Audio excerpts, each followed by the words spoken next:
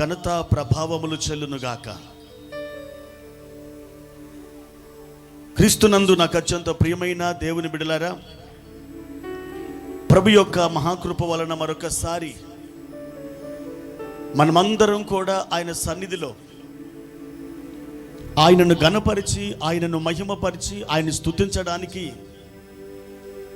దేవాది దేవుడు మనకిచ్చినటువంటి గొప్ప భాగ్యము కొరకై దేవునికి స్తోత్రం కలుగునుగాక. ఆయన మంచి ప్రేమను, ఆయన శ్రేష్టమైనటువంటి ఈవులను, ఆయన శ్రేష్టమైనటువంటి కృపలను మనం అనుదినము అనుభవిస్తూ దేవుని కృపలో మనమందరం సాగి వెళ్ళడానికి దేవాది దేవుడు మనకిచ్చిన గొప్ప భాగ్యం కొరకై దేవునికి స్తోత్రం కలుగునుగాక. గడిచిన లైవ్ కార్యక్రమంలో నా ప్రియమైన దేవుని బిడ్డలారా, యేసు ప్రభు వారు సిలువలో పలికినటువంటి మొదటి మాటను గురించి మనం ధ్యానం చేశాం. తండ్రి, వీరేమి చేయుచున్నారో వీరెరుగరు, కనుక వీరిని క్షమించుము అని యేసు ప్రభు వారు చెప్పినటువంటి, సిలువలో పలికినటువంటి ఆ మాటని మనం ధ్యానం చేశాం. ఆ మొదటి మాట ద్వారా మనం నేర్చుకున్న పాఠం ఏమిటంటే, మనం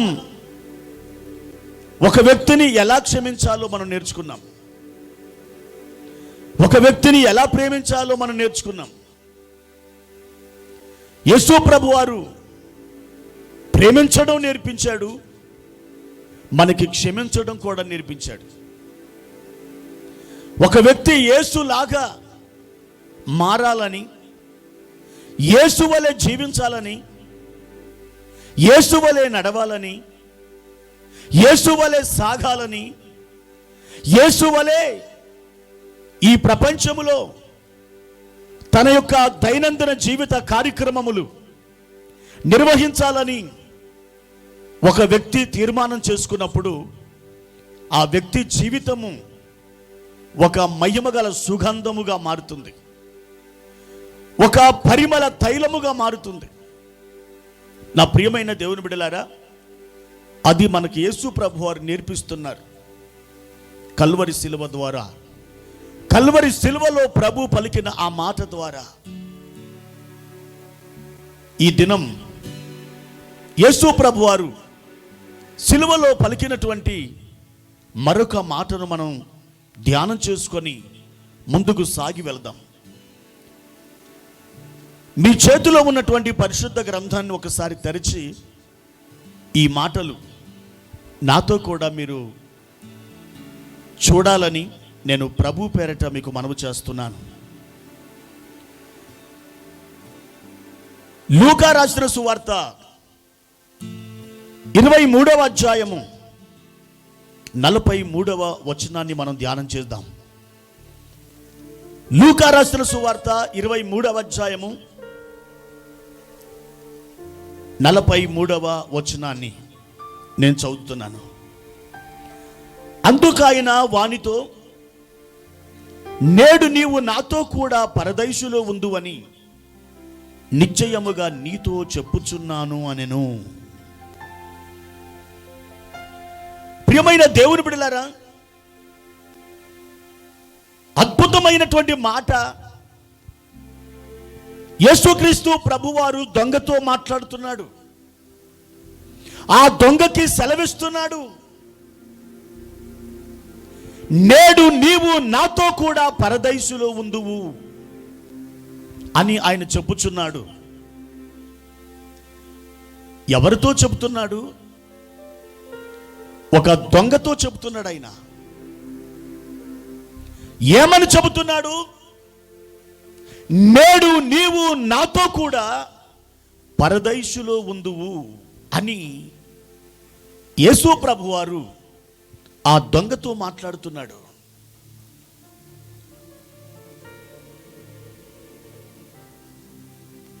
యెరూషలేము వెలుపల కొండ, ఆ కొండ మీద 3 సిలువలు, మధ్య సిలువలో యేసు ప్రభు ఉన్నారు. ఆయన కుడి ఎడమల వైపున మరొక 2 సిలువలు ఉన్నాయి. ఆ 2 సిలువల మీద 2 వ్యక్తులు వేలాడదీయబడ్డారు. వారు కూడా సిలువ వేయబడ్డారు. ఈ 2 దొంగలు కూడా అంతకు ముందు యేసు ప్రభుని దూషించిన వాళ్ళే. యేసు ప్రభు వారు ఆ కల్వరి కొండ మీద, ఆ సిలువ కొయ్య మీద ఆయన వేలాడుతున్నప్పుడు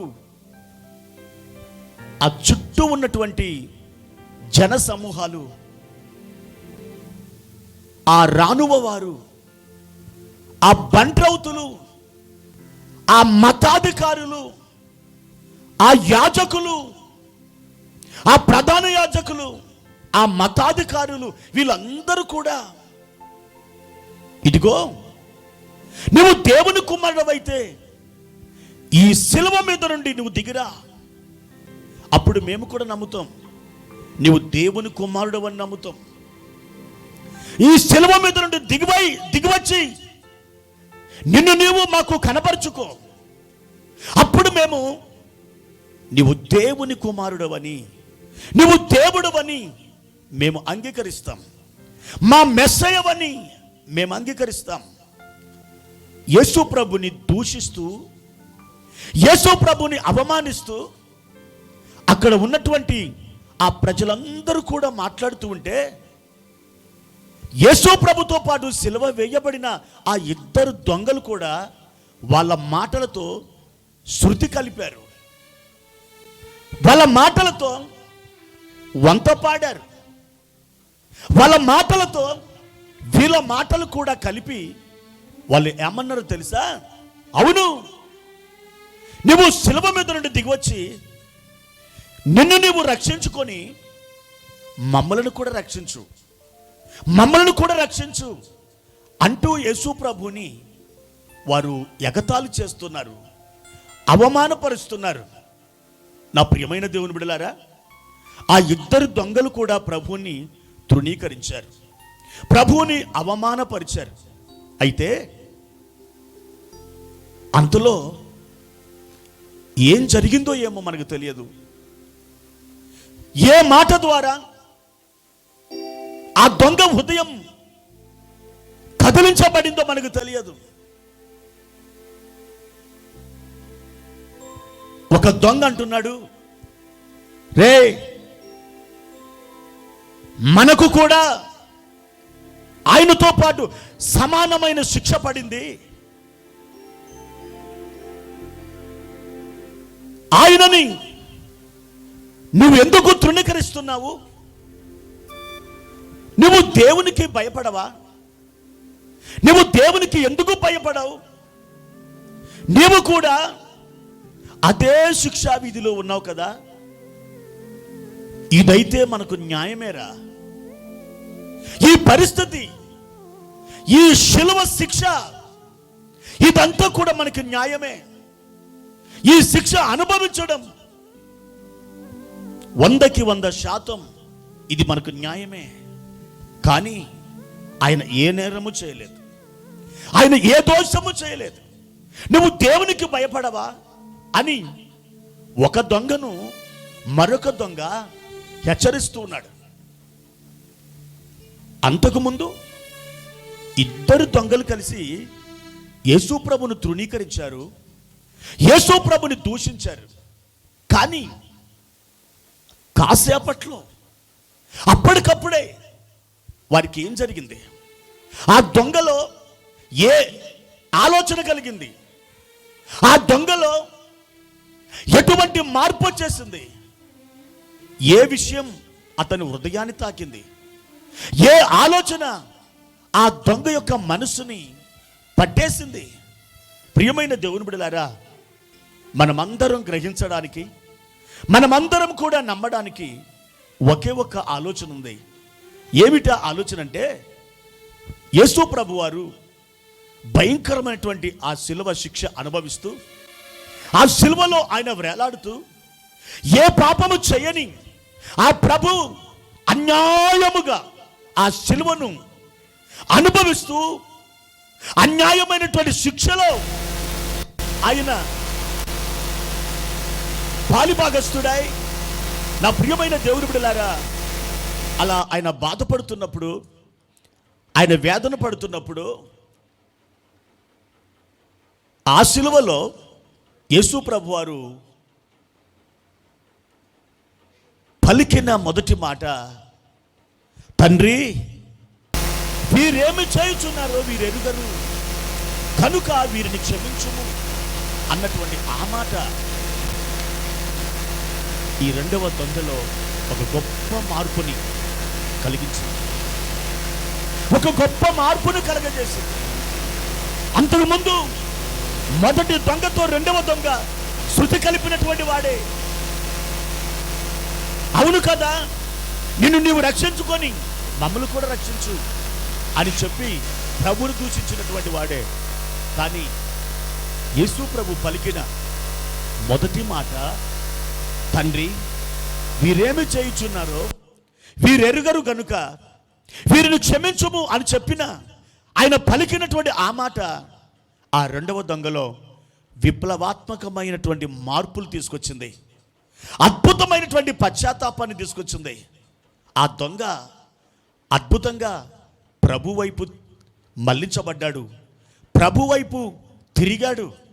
నా ప్రియమైన దేవుని బిడ్డలారా, ఈ దొంగ యేసు ప్రభు వైపు తిరిగి ఆయన అంటున్నాడు, ఆ దొంగ చెబుతున్నాడు, అయ్యా నీ రాజ్యముతో వచ్చినప్పుడు, 42వ వచనం లూకాసు సువార్త 23వ అధ్యాయము 42వ వచనంలో ఆయన ఇలా మాట్లాడుతున్నాడు.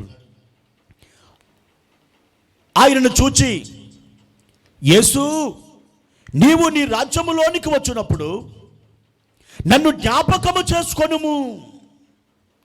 యేసు నీవు నీ రాజ్యములోనికి, నీ రాజ్యముతో వచ్చినప్పుడు నన్ను ఒక్కసారి జ్ఞాపకం చేసుకో అయ్యా అని ఆ దొంగ ప్రభుతో చెబుతూ ఉన్నాడు. ఇక్కడ ఆ దొంగ మాట్లాడుతున్నాడు కదా, యేసు యేసు అని మాట్లాడుతున్నాడు. అంటే దాని అర్థం ఏంటి తెలుసా? యేసు అనే మాటకు అర్థం ఏంటంటే రక్షకుడు. గబ్రియేలు దేవదూత యేసు ప్రభుకి నామకరణం చేసేటప్పుడు ఈ గబ్రియేలు దేవదూత మరియమ్మతో యోసేపుతో చెప్పిన మాట, ఆయన తన ప్రజలను వారి పాపముల నుండి రక్షించును కనుక ఆయనకు యేసు అని పేరు పెడతారు అని చెప్పాడు. ఆయన యేసు అనగా రక్షకుడు. ఎవరైనా యథార్థమైన హృదయముతో ప్రభువుని యేసు అని పిలిచారంటే దాని అర్థం ఏంటి తెలుసా? ఓ రక్షకుడా అని పిలుస్తున్నారు. ఓ రక్షకుడా, నేను పాపములో పుట్టిన వాడను, పాప స్వభావము ధరించినటువంటి వాడను, పాపములో పెరిగిన వాడను, పాప కర్మల చేత పాప క్రియల చేత నా జీవితాన్ని నాశనము చేసుకున్నటువంటి వాడను, నీవు నన్ను రక్షించుము అని ఆ వ్యక్తి ఆక్రందన చేస్తున్నాడు, దేవుణ్ణి మనవి చేసుకుంటున్నాడు. ఆ వ్యక్తి యేసు అని దీనముగా పలుకుట ద్వారా, మొరపెట్టుట ద్వారా, పిలుచుట ద్వారా నేను పాపిని, నా పాపానికి శిక్ష బహు ఘోరమైనది, అది అగ్నిగుండం. అలాంటి అగ్నిగుండం నుండి నన్ను రక్షించడానికి కేవలం మూల్లోకాలలో సకల విశ్వములో నువ్వొక్కడివే నన్ను రక్షించగలిగినటువంటి సమర్థుడవు, నన్ను రక్షించగలిగినటువంటి దేవుడవు అని ఆ వ్యక్తి పిలుస్తున్నాడు ఆ ప్రభువుని. అందుకే యేసు అని యథార్థముగా నిండు మనసుతో ఎవరైతే పిలుస్తారో దేవుడు వారికి రక్షణ ఇస్తాడని యేసుక్రీస్తు నామములో నేను మీకు తెలియజేస్తా ఉన్నాను. ప్రియమైన దేవుని బిడ్డలారా, యేసు అని పిలిచడం ద్వారా ఆ వ్యక్తి నేను పాపిని అని ఒప్పుకుంటున్నాడు. నేను పాపము చేశాను అని ఒప్పుకుంటున్నాడు. నా పాపానికి విరుగుడు, నా పాపానికి క్షమాపణ నువ్వు మాత్రమే దయచేయగలవు అని ఒప్పుకుంటున్నాడు.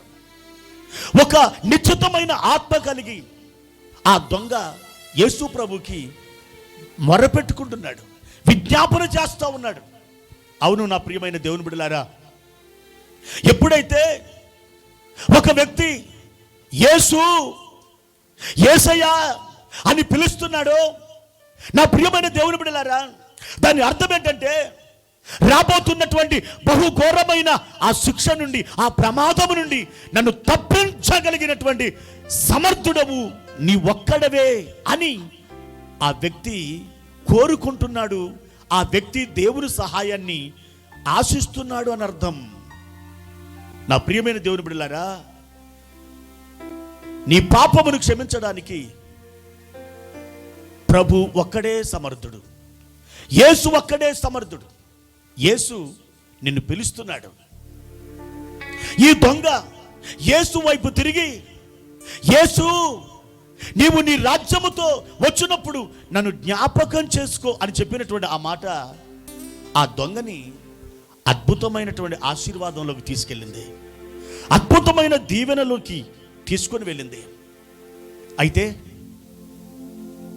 ఒక దొంగ యేసు ప్రభుకి దూరం వెళ్ళిపోయాడు. కానీ నీ రాజ్యముతో వచ్చినప్పుడు నన్ను జ్ఞాపకం చేసుకో అని పిలిచినటువంటి ఈ దొంగ యేసయ్యకి అత్యంత సమీపములోకి వస్తున్నాడు. బైబిల్ చెప్తుంది,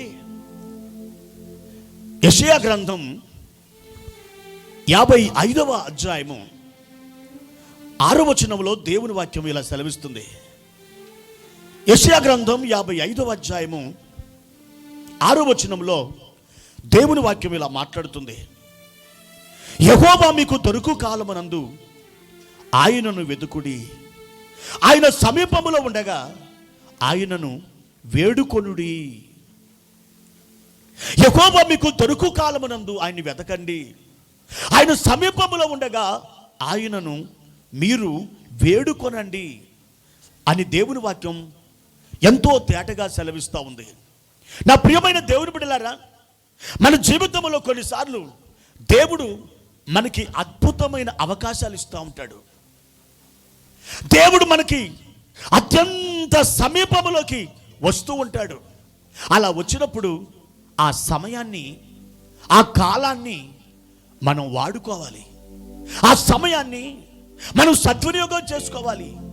ఇవాళ కాదులే రేపు, రేపు కాదులే ఎల్లుండి, ఎల్లుండి కాదులే వచ్చే నెల, వచ్చే నెల కాదులే మరొక నూతన సంవత్సరం జనవరి 1వ తారీఖున అప్పుడు నేను చూస్తాను, అప్పుడు నేను రక్షింపబడతాను, అప్పుడు నేను పాపాలు ఒప్పుకుంటాను, అప్పుడు నేను దేవుని వైపు తిరుగుతాను, అప్పటిదాకా ఎంజాయ్ చేస్తాను అని నువ్వు అనుకుంటే, ఈ రోజున నీకు వచ్చినటువంటి తరుణం, ఈ రోజున నీకు వచ్చిన అవకాశం రేపు రాకపోవచ్చు. ఆ అవకాశం ఎప్పుడైతే నీ తలుపు తడుతుందో నీవు వెంటనే ఆ అవకాశానికి స్పందించాలి, ఆ అవకాశానికి నువ్వు లోబడాలి. దేవుడు నీకు ఇచ్చిన అద్భుతమైన ఆ తరుణాన్ని నువ్వు వాడుకోవాలి.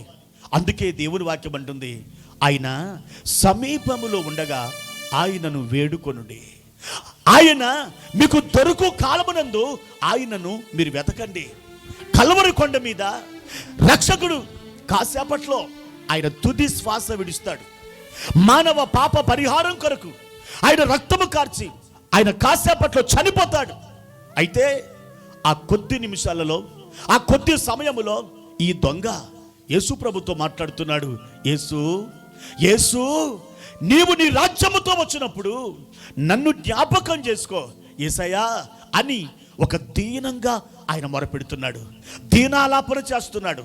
నా ప్రియమైన స్నేహితులారా, దేవుని బిడ్డలారా, ఈ సన్నివేశము ద్వారా, ఈ యొక్క నేపథ్యము ద్వారా దేవుడు నీకు నాకు నేర్పిస్తున్న పాఠం ఏంటంటే, యేసు ప్రభు వారు దేవుని యొక్క సన్నిధి, దేవుని యొక్క వాగ్దానాలు, దేవుని యొక్క కృప నీకు దొరుకు కాలమునందే, నీకు అత్యంత సమీపముగా ఉన్నప్పుడే నీవు దానిని వాడుకోవాలి, దాన్ని సద్వినియోగం చేసుకోవాలి.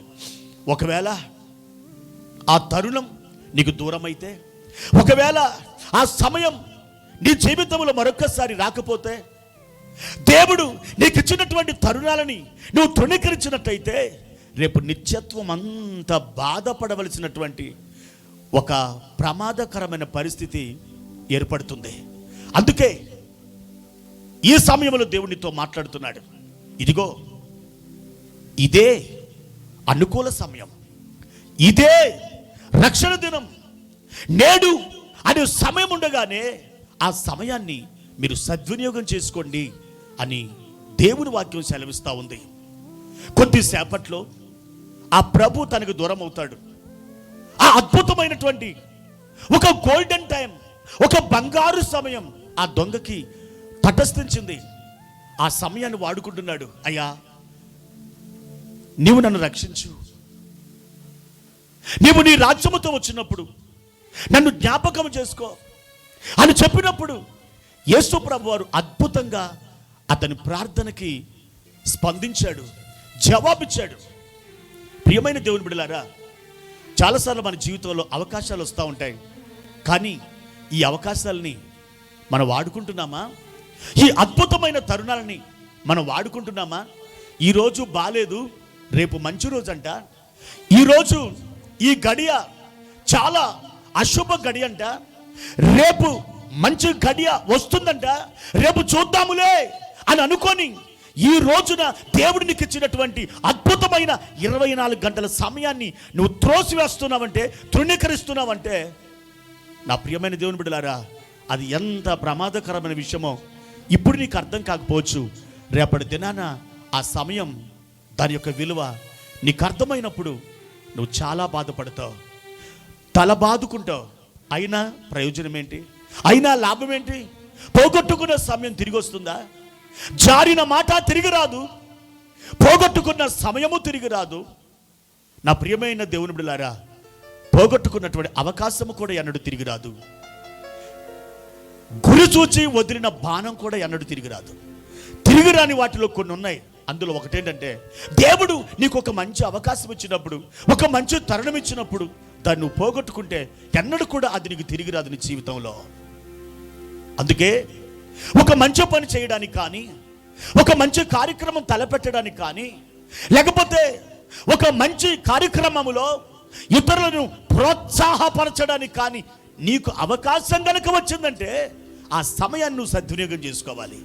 అది మంచి సమయం కాదు అని ఎంత మాత్రం నువ్వు అనుకోవడానికి వీల్లేదు. ఆ సమయం నీకు ఇచ్చాడు కనుకనే, ఆ సమయం నీ దగ్గరకు వచ్చింది కనుకనే అది అద్భుతమైన సమయం, అది శుభ గడియ అని నువ్వు తలంచాలి.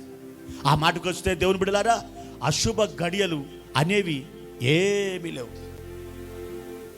ప్రతి నిమిషం దేవుడు సృష్టించిందే, ప్రతి గంట దేవుడిచ్చిందే, ప్రతి పగలు దేవుడిచ్చిందే, ప్రతి రాత్రి దేవుడిచ్చిందే, ప్రతి రోజు దేవుడిచ్చిందే, అలాగూ ప్రతి వారం దేవుడిచ్చిందే, ప్రతి పక్షము, ప్రతి మాసం, ప్రతి సంవత్సరం దేవుడిచ్చిందే. దేవుడు ఇవ్వకుండా మన దగ్గరకు వచ్చిన సమయం అంటూ, రోజంటూ ఏది లేదు. దేవుడు అన్ని దినములను మంచివిగానే చేశాడు. అంతేగాని కొన్ని దినాలు మంచివి, కొన్ని దినాలు చెడ్డవి అని చేయలేదు. ఈ వాక్య సందేశంలో నా ప్రియమైన స్నేహితులారా, అద్భుతమైనటువంటి అవకాశాన్ని ఆ దొంగ సద్వినియోగం చేసుకున్నాడు. మరొక దొంగ ఆ సమయాన్ని తృణీకరించాడు. చాలాసార్లు దేవుడు నీకు అవకాశాలు ఇస్తున్నప్పుడు నీవు మొదటి దొంగ వలె తృణీకరిస్తున్నావు కదూ. అయితే ఈ వాక్యము ద్వారా దేవుడు నీ హృదయాన్ని మీటుచున్నాడు, దేవుడు నీ హృదయాన్ని కదిలిస్తున్నాడు. నా బిడ్డ, ఇది నేను నీకు ఇచ్చిన సమయం, ఈ సమయాన్ని నువ్వు వాడుకో, ఈ సమయాన్ని నువ్వు సద్వినియోగం చేసుకో అని ప్రభువైన యేసుక్రీస్తు వారు మాట్లాడుతున్నారు. నా ప్రియమైనటువంటి వారలారా, జీవితంలో ప్రతి గడియ అది చాలా వాల్యుబుల్. ఒక సంవత్సరం విలువ తెలవాలంటే, సంవత్సరం ఫెయిల్ అయిన ఒక విద్యార్థిని అడిగితే చెబుతాడట, సంవత్సరం ఎంత విలువైందో. ఒక నెల విలువ తెలవాలంటే నెల తక్కువ బిడ్డకు జన్మనిచ్చిన తల్లిని అడిగితే చెప్తుందట ఒక నెల ఎంత ప్రాముఖ్యమైందో. ఒక వారం యొక్క విలువ తెలవాలంటే వారపత్రిక ఎడిటర్ని అడిగితే చెప్తాడట ఆ వారం ఎంత ప్రశస్తమైనదో. ఒక రోజు విలువ తెలవాలంటే దినమంతా కష్టించి పనిచేసిన ఒక కూలివాడిని అడిగితే చెప్తాడట ఒక దినం ఎంత విలువైందో. ఒక గంట యొక్క విలువ తెలవాలంటే భగ్న ప్రేమికుల్ని అడిగితే చెప్తారట ఆ గంట ఎంత విలువైందో. ఒక నిమిషం విలువ తెలుసుకోవాలంటే నిమిషములో ట్రైన్ మిస్ అయిన ప్యాసింజర్ని అడిగితే చెప్తారట ఆ నిమిషం ఎంత విలువైందో. ఒక సెకండ్ విలువ తెలవాలంటే సెకండ్లో ప్రమాదం నుండి యాక్సిడెంట్ నుండి బయటపడ్డ ఒక వ్యక్తిని అడిగితే చెప్తారట ఆ సెకండ్ ఎంత విలువైందో. ఒక మిల్లీ సెకండ్ విలువ తెలుసుకోవాలంటే ఒలింపిక్స్లో అథ్లెట్ పథకాన్ని పొందుకున్న ఒక ఆటగాన్ని అడిగితే చెప్తారట ఆ మిల్లీ సెకండ్ ఎంత విలువైందో. ఆ మాటకు వస్తే ప్రతి దినము, ప్రతి గడియ, ప్రతి సెకండ్ చాలా విలువైంది. ఇంత గొప్ప సమయాన్ని దేవునికి ఇచ్చినప్పుడు ఇది అశుభం, ఇది అశుభ గడియ, మంచి గడియ రేపు వచ్చినప్పుడు చూద్దాం అని అనుకోవడం ఎంత వెర్రితనం, ఎంత బుద్ధి తక్కువతనం నా ప్రియమైనటువంటి దేవుని బిడ్డలారా. కానీ ఒక అద్భుతమైనటువంటి విషయం ఏంటంటే ఈ దొంగ ఆ గడియని ఆస్వాదిస్తున్నాడు. వాస్తవానికి 3 మేకులతో ఆ దొంగ కూడా కొట్టబడ్డాడు. ఆ దొంగ కూడా అదే శిక్షా విధిలో ఉన్నాడు, భయంకరమైన యాతనలో ఉన్నాడు. కానీ ఆ దొంగ ఇంత బాధలో నేనున్నప్పుడు ఒకవేళ ఈయన గనక దేవుడైతే, దేవుని కుమారుడైతే, మెస్సయ్య, మేమందరం కనిపెడుతున్న మెస్సయ్య అయితే మమ్మల్ని రక్షించవచ్చు కదా, కానీ ఈయన మా మెస్సయ్య కాదు అని అనుకోవడానికి ఎంతో అవకాశం ఉంది. కానీ ఆ దొంగ ప్రశస్తమైనటువంటి విధానంలో పట్టబడ్డాడు. ప్రభు చేసిన ప్రార్థన అతన్ని పట్టుకుంది, దేవుని వైపుకు అతన్ని మళ్ళించింది. నా ప్రియమైన దేవుని బిడ్డ, దేవుడు నీతో మాట్లాడుతున్న ఈ మాటను జాగ్రత్తగా నువ్వు గమనించు. దేవుడు ఏ మాట ద్వారా నిన్ను దర్శిస్తాడో, ఏ సమయాన్ని దేవునికి ఇస్తాడో ఆ సమయాన్ని నువ్వు సద్వినియోగం చేసుకొని ప్రభువుని మహిమపరచు. దేవునికి మహిమ కలుగును గాక. క్రీస్తునందు నా ప్రియమైన దేవుని బిడ్డలారా, మన వీధుల్లోకి కొంతమంది పాలకూర అమ్మడానికి, లేకపోతే గోంగూర అమ్మడానికి, లేకపోతే కూరగాయలు అమ్మడానికి వస్తూ ఉంటారు. అయితే ఒక ఇంటి ఇల్లాలు ఆ కూరగాయల వ్యాపారి ఆ వీధిలో గుండా గోంగూర అనుకుంటూ లేదా పాలకూర అనుకుంటూ వెళ్తాడు. అలాంటి సమయంలో ఆ మాట విని ఆమె అర్ధగంట సేపు ఆ పనో ఈ పనో చేసుకుంటూ ఆ తర్వాత చెట్టుకుని గుర్తొచ్చి, అయ్యో ఇందాక పాలకూర అని అతడు క్యాచేసాడు కదా అని పరుగున పరిగెత్తి ఆ రోడ్డు మీదకి ఎక్కి, ఓ పాలకూర అంటే ఆ పాలకూర వ్యాపారస్తుడు అక్కడ ఉంటాడా? ఉండడు. ఎందుకంటే ఆ సమయం వచ్చింది, వెంటనే ఏమో స్పందించాలి, కానీ స్పందించలేదు. వెంటనే అతడు వెళ్ళిపోయాడు, అందనంత దూరం వెళ్ళిపోయాడు. కాబట్టి ఆ పాలకూరని లేదా ఆ కూరగాయలని ఈ ఇల్లాలు మిస్ అయిపోయింది. అలాగనే దేవుడు నీకు ఇచ్చే సమయాలు కూడా ఉంటాయి. అలాగే దేవుడు కూడా నీ జీవితంలో అలాగే ఉంటాడు. కాబట్టి నా ప్రియమైన దేవుని బిడ్డ, ఆ సమయాలు నీకు వచ్చినప్పుడు ఆ సమయాన్ని నువ్వు వాడుకోవాలి. అది నీకు ఆశీర్వాదకరంగా, అది నీకు దీవెనకరంగా మారుతుంది. అయితే యేసు ప్రభువారు ఆ దొంగతో ఏమన్నాడు? ఆ దొంగతో చెప్పిన మాట ఏంటి? బైబిల్ సెలవిస్తుంది. 23వ అధ్యాయం లూకాసు వార్త 43వ వచనంలో దేవుని వాక్యం ఇలా సెలవిస్తుంది. అందుకు ఆయన వానితో, నేడు నీవు నాతో కూడా పరదైసులో ఉందువని నిశ్చయముగా నీతో చెప్పుచున్నాను.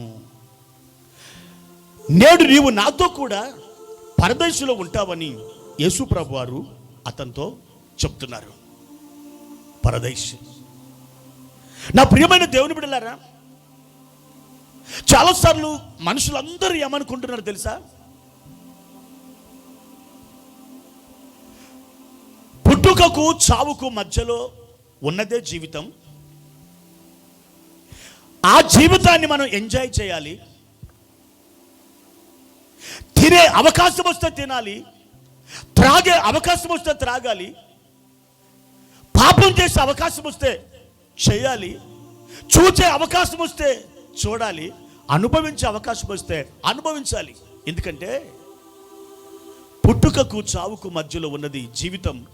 ఆ జీవితాన్ని వ్యర్థం చేసుకోకూడదు. చచ్చిపోయిన తర్వాత ఇవన్నీ కూడా మనం అనుభవించాం కదా.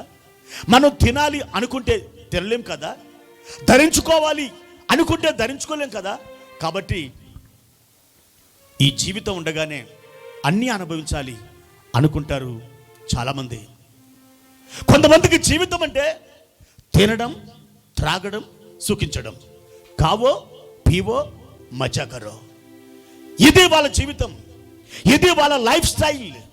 అయితే ప్రియమని దేవుని బిడ్డలారా, జీవితం అంటే తినడమే కాదు, జీవితం అంటే ఎంజాయ్ చేయడం కాదు, జీవితం అంటే కంటికి కనిపించిందల్లా అనుభవించడం కాదు. జీవితం అంటే ఈ జీవుకు, ఈ నాలుకకు మధురముగా ఉన్నటువంటి ప్రతి పదార్థాన్ని భుజించాలని కాదు. నా ప్రియమైన దేవుని బిడ్డలారా, ఏది చేయవలనో అదే చేయాలి, ఏది చేయకూడదో అది చేయకుండా మానేయాలి. అది జీవితం అంటే. జీవితం ఉంది కదా అని చెప్పి ప్రతి దానిని అనుభవించడం అది సమంజసం కాదు, అది న్యాయమైనది కాదు, న్యాయ సమ్మతం కాదు. దేవుడు ఏది అనుభవించమని చెప్పాడో పరిశుద్ధ గ్రంథంలో చాలా తేటగా ఆయన రాయించాడు. ఎన్నో విషయాలు స్పష్టంగా ఆయన మాట్లాడుతూ ఉన్నాడు. అయితే మనిషి చనిపోయిన తర్వాత ఇంకా ఏమీ లేదు. మనిషి చావుతో మనిషి యొక్క జీవితం అంతమవుతుంది. ఇక ఆ తర్వాత ఏమీ లేదు. శరీరం మట్టిలో కలుస్తుంది, ఈ ప్రాణం గాలిలో కలిసిపోతుంది. ఆత్మ ఉన్నదో లేదో ఎవడికి తెలుసు? మనకు కనపడే శరీరం మాత్రం ఉంది. చావు అనేది మన కళ్ళ ముందు జరుగుతానే ఉంది. చావు ఉన్నది అంటే నేను నమ్ముతాను, చావు తర్వాత జీవితం ఉందంటే నేను నమ్మను అని చెప్పే మనుషులు చాలామంది ఉన్నారు. మేధావులుగా పిలువబడుతున్నటువంటి వాళ్ళు ఎంతోమంది మనిషి మరణం తర్వాత జీవితం లేదని వాళ్ళు వాదిస్తూ ఉంటారు. అయితే పరిశుద్ధ గ్రంథం బైబిల్ అలా చెప్పట్లేదు. మనిషి మరణముతో జీవితం అంతమవుతుంది, మనిషి మరణముతో సమస్తం కొలాప్స్ అవుతుంది అని బైబిల్ చెప్పట్లేదు. మనిషి మరణం తర్వాత అసలైన జీవితం ప్రారంభమవుతుందని బైబిల్ సెలవిస్తుంది. ఆ మాటకు వస్తే మనిషి మరణముతో అసలైన సిసలైన జీవితం చేయడం ప్రారంభిస్తాడు మనిషి. అయితే ప్రభు అదే చెప్తున్నాడు, దేవుని వాక్యం అదే మనతో మాట్లాడుతూ ఉంది. ఈ దొంగ ఒకవేళ తన మరణముతోనే తన జీవితం అంతం అవుతుంది అని ఒకవేళ నమ్మినవాడైతే యేసు ప్రభుతో, యేసు నీవు నీ రాజ్యముతో వచ్చినప్పుడు నన్ను జ్ఞాపకం చేసుకో అని ప్రభుని కోరుకొని ఉండేవాడా?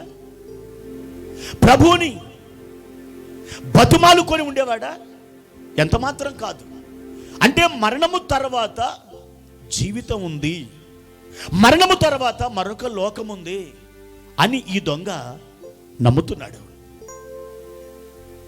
కాబట్టి యేసు ప్రభుతో అన్నాడు, నీవు నీ రాజ్యముతో వచ్చినప్పుడు జ్ఞాపకం చేసుకో నన్ను.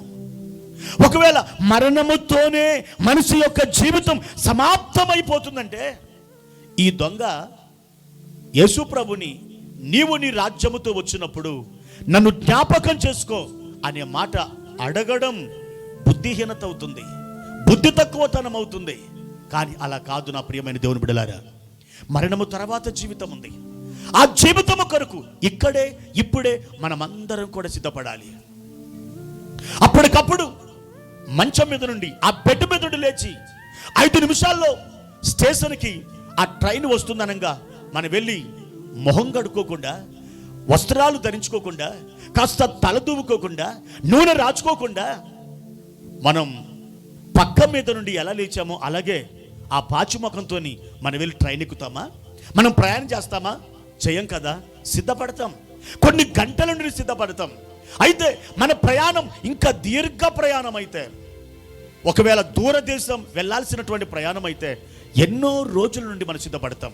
అయితే నా ప్రియమైన దేవుని బిడ్డలారా, మనం ఒక సుదీర్ఘమైన ప్రయాణం చేయబోతున్నాం. ఆ ప్రయాణం ఆ దొంగకు అర్థమైంది. అందుకే యేసుతో ఆ మాట పలుకుతూ ఉన్నాడు. ఆ ప్రయాణం ఏంటో తెలుసా? ఈ లోకములో నుండి మరొక లోకంలోకి నేను బదిలీ కాబోతున్నాను, మరొక లోకంలోకి నేను వెళ్ళబోతున్నాను అని ఆ దొంగకు అర్థమైంది. అందుకని యేసు ప్రభుని అడుగుతున్నాడు, అయ్యా నీ రాజ్యముతో వచ్చినప్పుడు నన్ను జ్ఞాపకం చేసుకో. మరణముతోనే మనిషి జీవితం అంతమయ్యేది ఒకవేళ ఉంటే, అంతమై ఉంటే ఈ దొంగ ఈ రాజ్యం గురించి ఎందుకు మాట్లాడతాడు? ఈ రాజ్యముతో వచ్చినప్పుడు నన్ను జ్ఞాపకం చేసుకో అని ఎందుకు అడుగుతాడు? అతను అలా అడిగి ఉండేవాడు కాదు. అంటే అతడు ఏమని నమ్మాడు? మనిషి మరణం తర్వాత జీవితం ఉందని నమ్మాడు. మనిషి మరణం తర్వాత జీవితం ఉందని నువ్వు కానీ నేను కానీ నమ్మితే, నా ప్రియమైన దేవుని బిడ్డలారా, ఈ భూమి మీద మనం ఉండగానే ఒక ప్రభావవంతమైన జీవితాన్ని జీవిస్తాం. ఒక నామకార్థమైన జీవితాన్ని ఎంత మాత్రం మనం జీవించం. యథార్థమైన జీవితాన్ని జీవిస్తాం. ఎందుకనంటే నా మరణం తర్వాత మరొక లోకం ఉంది, మరొక జీవితం ఉంది. అక్కడికి నేను వెళ్ళాలి, అక్కడ శ్రేష్టమైన స్థానములో నేను ఉండాలి. కాబట్టి ఇక్కడే ఇప్పుడే నేను సిద్ధపడతానని మనం అద్భుతమైన రీతిలో సిద్ధపడతాం. దేవుని వాక్యానుసారంగా నడుచుకోవడానికి మనం ఆయత్తపడతాం. ఒకవేళ అలాంటి జీవితాన్ని కనుక నువ్వు చేయకపోతే, మరి నీ మరణం తర్వాత మరొక జీవితం ఉందని నువ్వు నమ్మట్లేదని చెప్పడానికి అవకాశం ఉంది. నా ప్రియమైన దేవుని బిడ్డలారా, మరణము తర్వాత ఉన్న ఆ అద్భుతమైనటువంటి ఆ మహిమా ప్రపంచాన్ని పొందుకోవడానికి నువ్వు ఇష్టపడుతున్నావా? ఒకవేళ నువ్వు ఇష్టపడుతున్నట్టయితే యేసు వైపు చూడు. యేసు నీ పాపములను క్షమిస్తాడు. యేసు నీ పాపములను తన పరిశుద్ధమైన రక్తం చేత కడిగి శుద్ధి చేస్తాడు. నీవు ఆయన బిడ్డవుగా మారిపోతావు. ఈ దొంగ అడుగుతున్నాడు, అయ్యా నీ రాజ్యముతో వచ్చినప్పుడు నన్ను జ్ఞాపకం చేసుకో. బైబిల్ చెప్తుంది, లూకాసు వార్త 23వ అధ్యాయము 42వ వచనములో, ఆయనను చూచి ఎవరు? దొంగ. ఎవరిని చూచాడట? యేసును చూచాడట. ఆ దొంగ ఆయనను చూచి, ఆ చూపులో ఎంత వేదన ఉందో తెలుసా? ఆ చూపులో ఎంత దీనత్వం ఉందో తెలుసా? ఆ చూపులో ఎంత ఆశ ఉందో తెలుసా? అయ్యా నా జీవితం ఇంతటితో, ఈ దేహములో నేను జీవించిన ఈ జీవితం అంతం కాబోతుంది. కానీ మరొక ఉన్నతమైన లోకానికి నేను రావాలంటే, ఆ ఉన్నతమైన లోకంలో నేను ఉండాలంటే, అయ్యా ఇక నువ్వే నాకు దిక్కు, నువ్వే నా ఆశ్రయం అని ఆ చూపులు మనకి బోధిస్తున్నాయి. ఆ చూపుల్లో అంతర్లీనమైనటువంటి భావన మనం అర్థం చేసుకుంటున్నాం. ఆ ప్రియమైన దేవుని బిడ్డలారా, ఆయనను చూశాడు. మరి ఈ రోజున మనం ఎవరిని చూస్తున్నాం? మనం ఎవరిని చూడాలి? ఎవరిని చూస్తే నీ ఆశలు తీరుతాయి? ఎవరిని చూస్తే నువ్వు వర్ధిల్లుతావు? ఎవరిని చూస్తే నీ జీవితంలో సమాధానం కలుగుతుంది? దేవుని యొక్క వాక్యం బైబిల్లో ఇలా రాయబడి ఉంది. హెబ్రీలకు రాసిన పత్రిక 12వ అధ్యాయము, హెబ్రీలకు రాసిన పత్రిక 12వ అధ్యాయము 1-2 వచనాలు మనం చూస్తే ఇలాగుంది. ఇంత గొప్ప సాక్షి సమూహం మేఘము వలె మనలను ఆవరించి ఉన్నందున మనము కూడా ప్రతి భారమును సులువుగా చిక్కులబెట్టు పాపమును విడిచిపెట్టి విశ్వాసమునకు కర్తయు దానిని కొనసాగించువాడునైన యేసు వైపు చూచుచు మన ఎదుట ఉంచబడిన పందెములో ఓపికతో పరిగెత్తుదము. యేసు వైపు చూచుచు. అవును, యేసు వైపు చూచాడు ఆ దొంగ. ఈ రోజున మనం యేసు వైపే చూచుదుముగాక. ఈ రోజున యేసు వైపు మనం చూడాలని ఆ దొంగ చూచిన చూపు మనకి బోధిస్తుంది. మత్తయి సువార్త 17వ అధ్యాయం 8వ వచనములో రూపాంతరపు కొండ మీద నా ప్రియమైన దేవుని బిడ్డలారా, మోషే ఏలియాలు వచ్చి యేసు ప్రభుతో మాట్లాడుతున్నారు. మోషే ఏలియాలు యేసు ప్రభుతో మాట్లాడుతున్నారు. అక్కడ పేతురు, యాకోబు, యోహాను అనే ఈ 3 శిష్యులు కూడా ఉన్నారు. ఆ తాబోరు పర్వతం మీద యేసు ప్రభు వారు రూపాంతరం పొందాడు. మోషే ఏలియాలు వచ్చి మాట్లాడుతున్నారు. ఇదిగో ఈయన నా ప్రియ కుమారుడు, ఇతని మాట వినండి అని ఒక శబ్దం పరలోకం నుండి వచ్చింది. ఆ దర్శనానికి ఈ శిష్యులు భయపడిపోయారు, బోర్ల పడిపోయారు. చాలా సమయం మోషే ఏలియాలు యేసు ప్రభుతో మాట్లాడి వెళ్ళిపోయిన తర్వాత ఈ పేతురు, యాకోబు, యోహాను లేచి, అయ్యా, మోషేకొకటి, ఏలియాకొకటి, నీకొకటి 3 పర్ణశాల కడతామని చెప్పి పేతురు మాట్లాడుతున్నాడు. నా ప్రియమైన దేవుని బిడ్డలారా, అలా మాట్లాడిన తర్వాత జరిగినటువంటి విషయం ఏంటంటే 17వ అధ్యాయము 8వ వచనములో మనం చూసినప్పుడు ఇలా రాయబడి ఉంది, వారు కన్నులెత్తి చూడగా యేసు తప్ప మరి ఎవరునూ వారికి కనబడలేదు. వారు కన్నులెత్తి చూసినప్పుడు యేసు తప్ప ఎవ్వరు కనబడలేదట. అంటే అంతవరకు ఏలియా స్వరాన్ని విన్నాడు, మోషే స్వరాన్ని విన్నారు.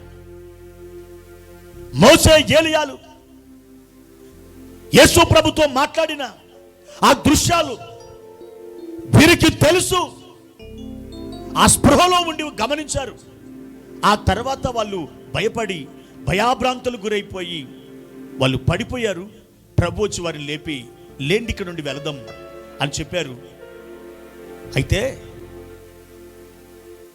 అంతవరకు మోషేని, ఏలియాని గమనిస్తున్నటువంటి ఈ శిష్యులు ఒక్కసారి అలా పడిపోయి లేచిన తర్వాత వారు కన్నులెత్తి చూస్తే యేసు తప్ప మరి ఎవరునూ వారికి కనబడలేదట. ఈ రోజున మనం కన్నులెత్తి చూసినప్పుడు యేసు తప్ప ఇంకెవ్వరు కూడా మనకు కనపడకూడదు. యేసు ప్రభువే మనకు కనపడాలి. కుడివైపు కానీ ఎడమవైపు కానీ నువ్వు చూడడానికి వీల్లేదు. నువ్వు యేసునే చూడాలి. ఏ సమస్య వచ్చినా యేసునే చూడాలి.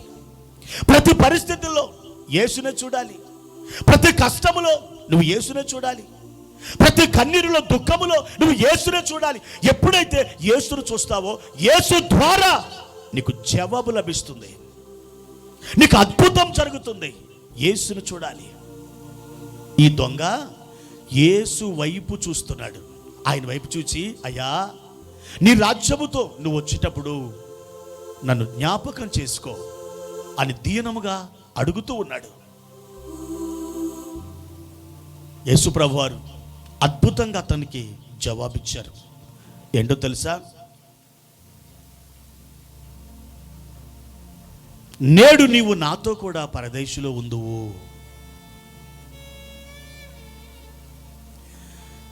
ప్రియమైన దేవుని బిడ్డలారా, ఆ కలువరి కొండ మీద, ఆ శిలువలో ఈ దొంగ యేసు ప్రభుకి బారెడంత ప్రార్థన చేయలేదు, సుదీర్ఘమైన ప్రార్థన చేయలేదు. ఆయన చేసింది చాలా చిన్న ప్రార్థన చేశాడు. ఏమని చేశాడు తెలుసా? యేసు, నీ రాజ్యముతో వచ్చినప్పుడు నీవు నన్ను జ్ఞాపకం చేసుకో. జస్ట్ వేలడంత ప్రార్థన అది. ఆ చిన్న ప్రార్థనకి యేసయ్య పెద్ద జవాబిచ్చాడు. నిత్యత్వం అంతా జవాబిచ్చాడు యేసయ్య ఆ ప్రార్థనకి.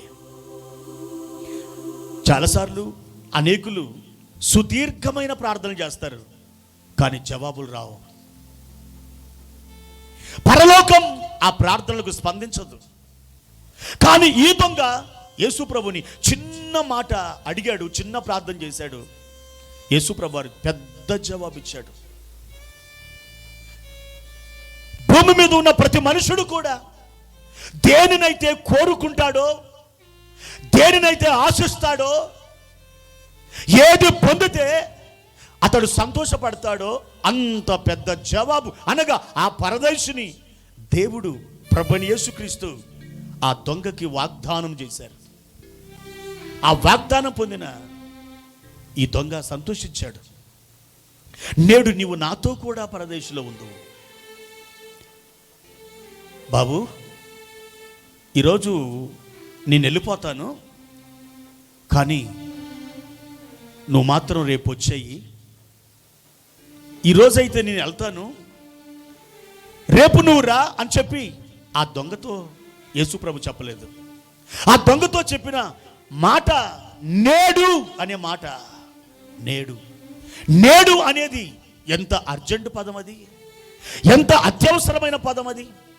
నిన్నటికి రేపటికి మధ్యలో ఉన్నది నేడు. నిన్న అనేది గడిచిపోయింది. గడిచిపోయిన కాలం, గడిచిపోయిన దినాలు ఎన్నడూ మన జీవితంలోకి మరలా తొంగి చూడవు, మరలా వచ్చి చేరవు. గడిచిపోయిన దినాలు ఇక అంతే, ఎన్నటెన్నటికి గడిచిపోయిన దినాలే, అవి ఎప్పుడు కూడా రావు ఇక. అయితే రేపు అనేది కూడా ఉంది. రేపు అనేది ఇంకా రాబోతున్నటువంటి టైం, అది రాబోతున్న సమయం. అది యేసు ప్రభు రేపు నువ్వు వచ్చేయి అంటలేదు, నేడు అని చెప్తున్నాడు. రేపు అనే దానికి రూపం లేదు బాబు.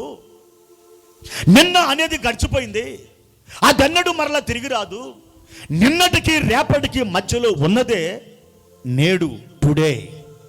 ఈ రోజునే నువ్వు నాతో పాటు వస్తున్నావు, నాతో పాటు పరదైస్కి వస్తున్నావు అని ప్రభు చెప్తున్నారు. నేడు చాలాసార్లు నేటి దినమున మనం ఏమేమి చేయాలో అవి చేయడానికి ఇష్టపడము. నేడు చేయవలసిన దాన్ని మనం చేయకుండా మానివేస్తే రేపటి దినానికి అది రెండింతల భారంగా మారుతుంది. కానీ ప్రభు అంటున్నాడు, నేడు అనే సమయం ఉండగానే మీరు దాన్ని వాడుకోండి అంటున్నాడు. ఆ దొంగ కూడా నేడు అనే సమయం ఉండగానే వాడుకున్నాడు.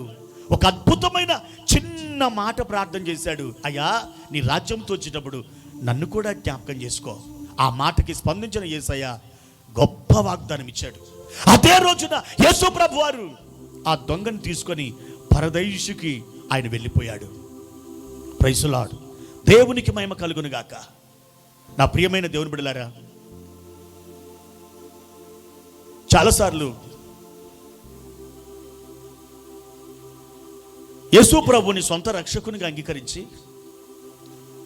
మారు మనసు పొందే బ్యాప్టిజం తీసుకోండి మీరు రక్షింపబడతారు అని చెబితే చాలామంది అంటారు, బాప్తిస్మం అంత అవసరమా?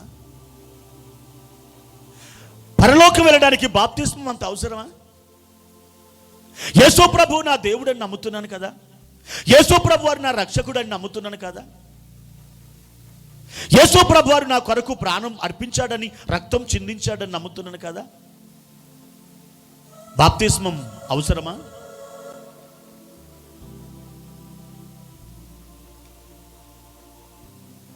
బాప్తిస్మం లేకుండా మరి ఆ దొంగ కూడా పరలోకానికి వెళ్ళిపోయాడుగా, పరదేశికి వెళ్ళిపోయాడుగా అని చెప్పి ఇలా మాట్లాడుతూ ఉంటారు.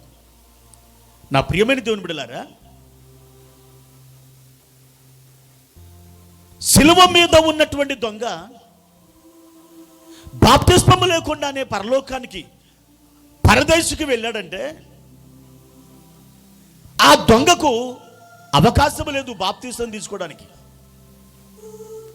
అక్కడ ఉన్నటువంటి ఆ మతాధికారులు, ఆ సైనికులు వాళ్ళందరూ కూడా వందలాది మంది ఉన్నారు అక్కడ. ఈ దొంగ వాళ్ళతో మాట్లాడుతూ, అయ్యలారా, నన్ను ఒక్కసారి శిలువ మీద నుండి దించేయండి, నేను బాప్తిసం తీసుకొని వస్తాను, వచ్చిన తర్వాత మళ్ళీ సెలవేయండి అని అంటే ఎవరైనా వాడిని విడిపిస్తారా?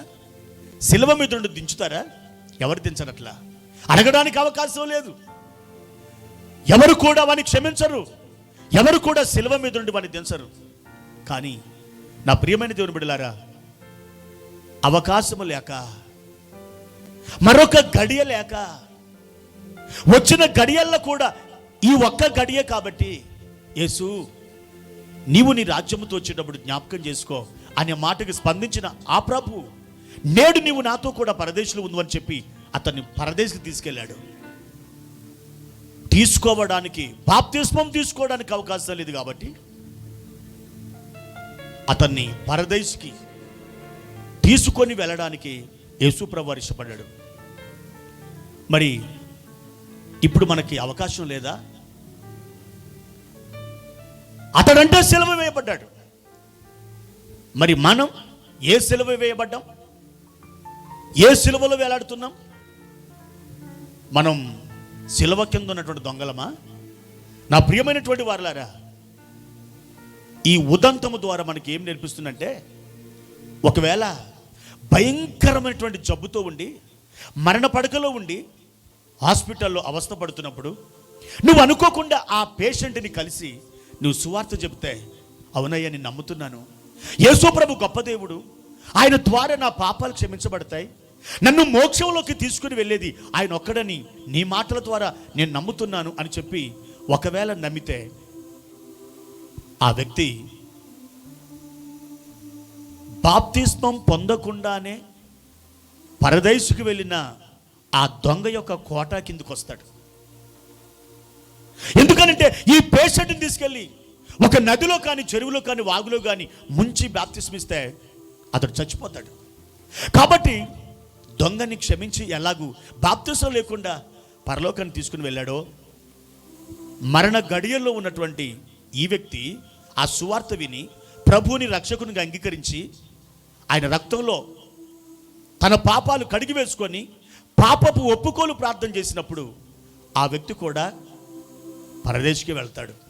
అతి కొద్ది నిమిషాల్లో, మరొక గంటలో చనిపోయే ఈ వ్యక్తి నేరుగా దొంగ వెళ్ళినటువంటి ఆ పరదేశికి, ప్రభు ఉన్నటువంటి ఆ పరదేశికి ఈ వ్యక్తి వెళ్ళిపోతాడు. అలాంటి వారికి అవకాశం ఉంది. కానీ ఆరోగ్యం బాగుంది, నడవగలం, మాట్లాడగలం, పరిగెత్తగలం, నమ్మగలం. మరి నీళ్ళ దగ్గరకు వచ్చి బాప్తిసం తీసుకోవడానికి ఏం కష్టం? ఒకవేళ దొంగ తీసుకోలేదు, పరదేశికి వెళ్ళాడు, నేను కూడా తీసుకోను, పరదేశికి వెళ్తానంటే అలాంటి పప్పులు ఏం ఉడకవు. నువ్వు తెలిసి తెలిసి అక్షరాల దేవుని వాక్యాన్ని మీరుతున్నావు, దేవుని యొక్క మాటని మీరుతున్నావు. కాబట్టి చాలా భయంకరమైన ప్రమాదంలో పడతావని దేవుడు మిమ్మల్ని హెచ్చరిస్తున్నాడు. దొంగ అద్భుతంగా ప్రభు రాజ్యంలో చేర్చబడ్డాడు. దేవునికి మహిమ కలుగునుగాక. అయితే అద్భుతమైనటువంటి విషయం ఏంటంటే, ఈ దొంగని ఆ రోజు యేసు ప్రభు వారు పరదేశికి తీసుకుని వెళ్ళాడు. పరదేశికి తీసుకుని వెళ్ళిన తర్వాత అక్కడ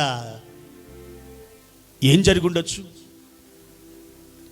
ఏం జరిగి ఉండడానికి అవకాశం ఉంది?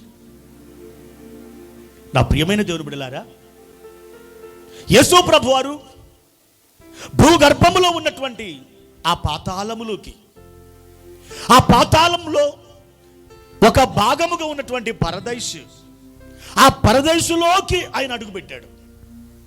అక్కడ పాత నిబంధన కాలపు భక్తులు ఉన్నారు. అబ్రహాము, ఇస్సాకు, యాకోబు, దావీదు, ఇలాంటి భక్తులు ఎందరో ఉన్నారు. దేవునికి మహిమ కలుగును గాక. ఆ భక్తులు ఉన్నటువంటి ఆ రాజ్యానికి నా ప్రియమైన దేవుని బిడ్డలారా, యేసు ప్రభు వారు వెళ్ళారు.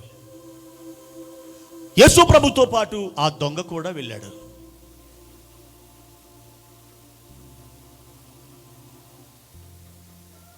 ఆ పరదేశంలో ఉన్నటువంటి ఆ ఆత్మలకి యేసు ప్రభువారు తనను తాను బయలుపరుచుకున్నాడు. ఓ ప్రవక్తలారా, ఓ దీర్ఘదర్శులారా, ఓ దైవజనులారా, మీరు ఎవరి గురించి అయితే ప్రకటించారో, ఎవరి గురించి అయితే ప్రవచించారో ఆ ప్రవచన పురుషుని నేనే, ఆ రక్షకుని నేనే. ఇదిగో నా గాయాలు చూడండి,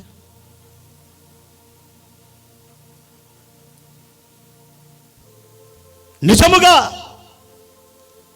మీరు ప్రవచించిన ఆ రక్షకుని, ఆ మెస్సైని నేనే. ఎటువంటి సందేహం లేదు, ఎటువంటి అనుమానం లేదు.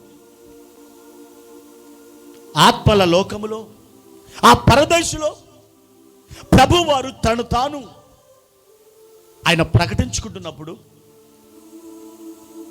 ఆ పరిశుద్ధులందరూ కూడా ఒకంత ఆశ్చర్యానికి లోనై ఉండొచ్చు. అప్పుడు సాక్షార్థముగా ఆ దొంగను చూపించి, ఇదిగో ఇతడు నా కొరకైనటువంటి ఒక సాక్షి. ఏ భూమండలం మీద నేను జీవించానో, శరీరధారిగా బ్రతికి నాకు అప్పగింపబడినటువంటి పనిని నేను ముగించి ఇక్కడికి ఎలా వచ్చానో నా జీవితపు గాథ ఇతనికి తెలుసు. ఇతడు కూడా విన్నాడు.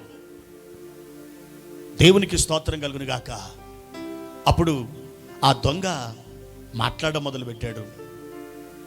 ఓ పరిశుద్ధులారా, ఓ అయ్యలారా, ఈ ఆత్మల లోకంలో నేను రావడం నాకు చాలా ధన్యతగా ఉంది, చాలా ఆశీర్వాదంగా ఉంది. నేను చాలా అదృష్టవంతునిగా భావిస్తున్నాను. ఇదిగో ఈ మహనీయుడు, ఈ మహానుభావుడు ఉన్నాడే, ఈయన యేసు అని పేరుతో పిలువబడ్డాడు. యేసు అంటే రక్షకుడు. నేను అడిగాను, ఆయన శిలువ మీద ఉన్నప్పుడు, నేను కూడా అదే శిక్షా విధిలో ఉన్నప్పుడు, అయ్యా నన్ను జ్ఞాపకం చేసుకో అని అడిగితే ఆయన నాకు వాగ్దానం చేశాడు, నాతో కూడా నీవు పరదైసులో ఉండు అన్నాడు. ఈ పరదైసులోకి ఆయన నన్ను తన మాట చొప్పున, తన నమ్మకమైనటువంటి వాగ్దానం ప్రకారం నన్ను ఇక్కడికి తీసుకొని వచ్చాడు. పరిశుద్ధులందరూ ఆలకిస్తున్నారు, పరిశుద్ధులందరూ కూడా చెవులు రిక్కించుకొని వింటున్నారు. నా ప్రియమైన దేవుని బిడ్డలారా, ఆ దొంగ ఇంకా కంటిన్యూ చేస్తూ, ఇదిగో ఈయన స్త్రీ సంతానముగా వచ్చాడు, స్త్రీ సంతానముగా వచ్చాడు. భూమి మీద ఈయన తల్లి మరియమ్మ అనే పేరుతో ఒక ఆవిడ ఉంది. ఆమెకి పెళ్లి కాలేదు, ప్రధానం మాత్రమే అయింది.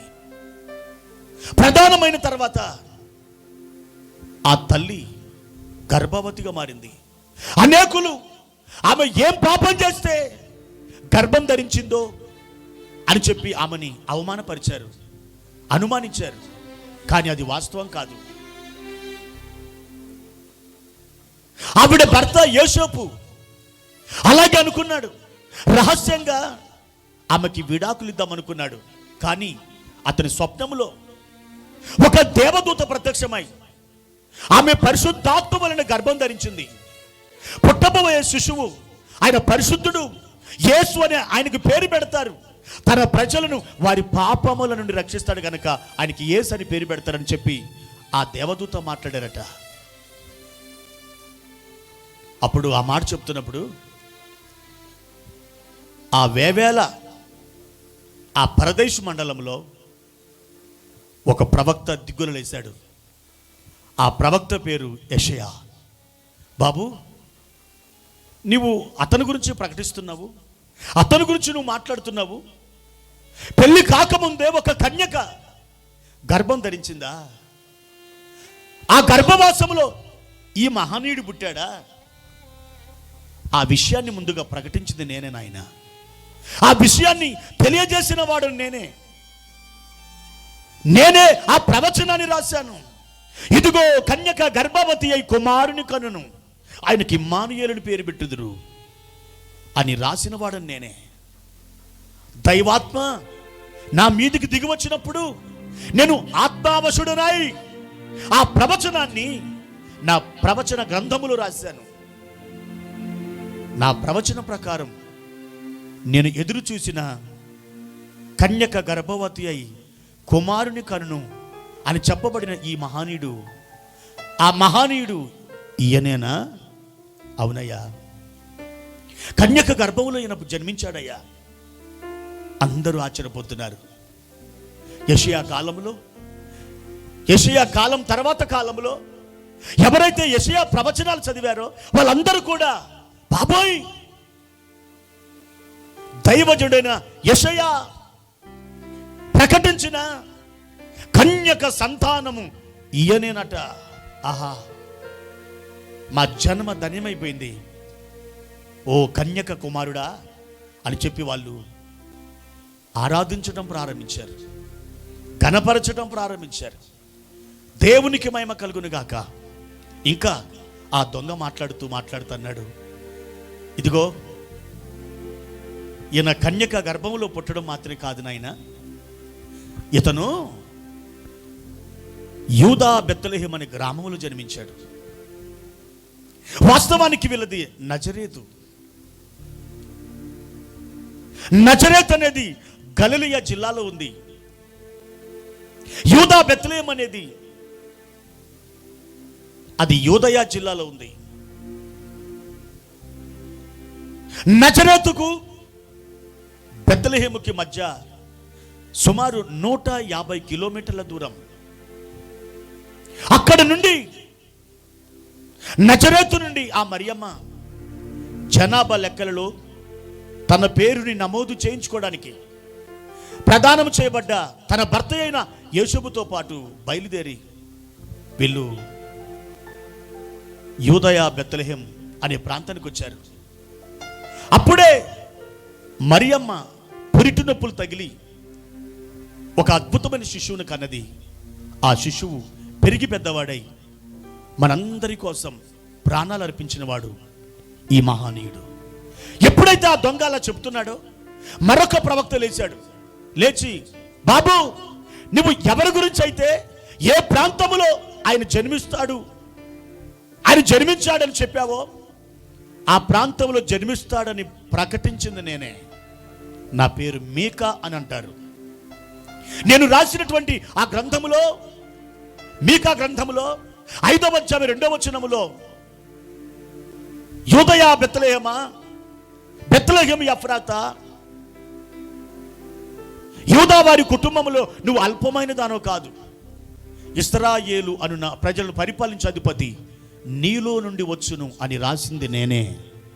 దేవుని ఆత్మ నన్ను బలపరిచినప్పుడు ఆ మాట నేను రాశాను.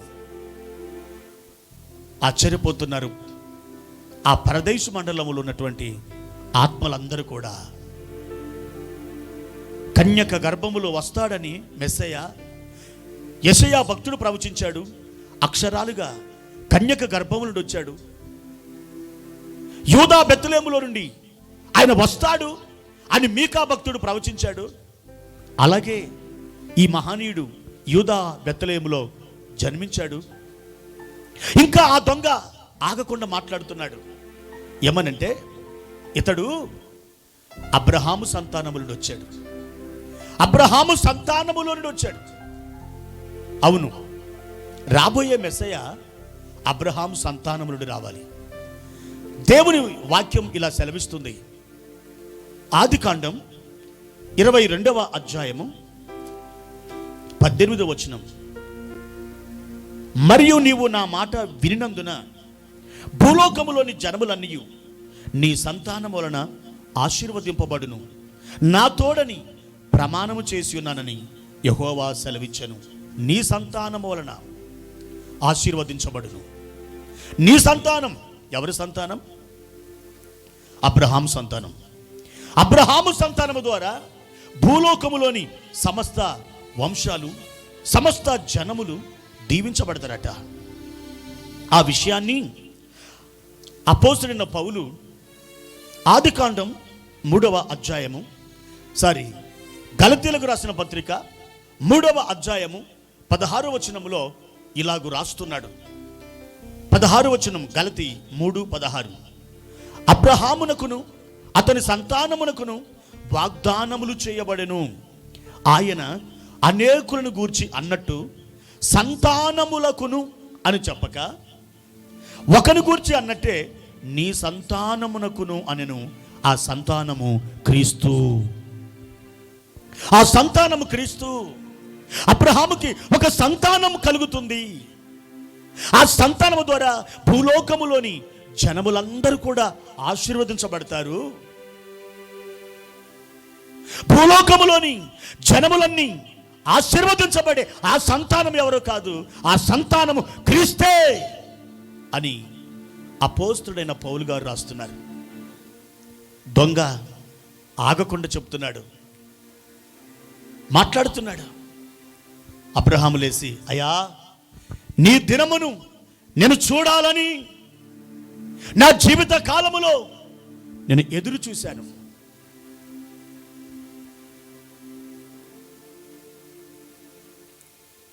నా కాలములో నువ్వు వస్తావని ఎదురు చూశాను.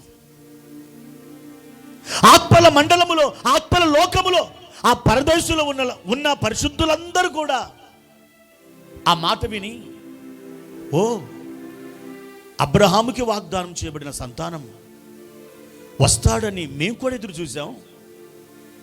అబ్రహాము సంతానములోని వచ్చిన ఆ మెస్సయ్య ఈయనేనా? అవును, ఈయన అబ్రహాము వంశములు పుట్టాడు. ఆత్మల మండలం ఆశ్చర్యానికి లోనైంది, పరవశించిపోతుంది.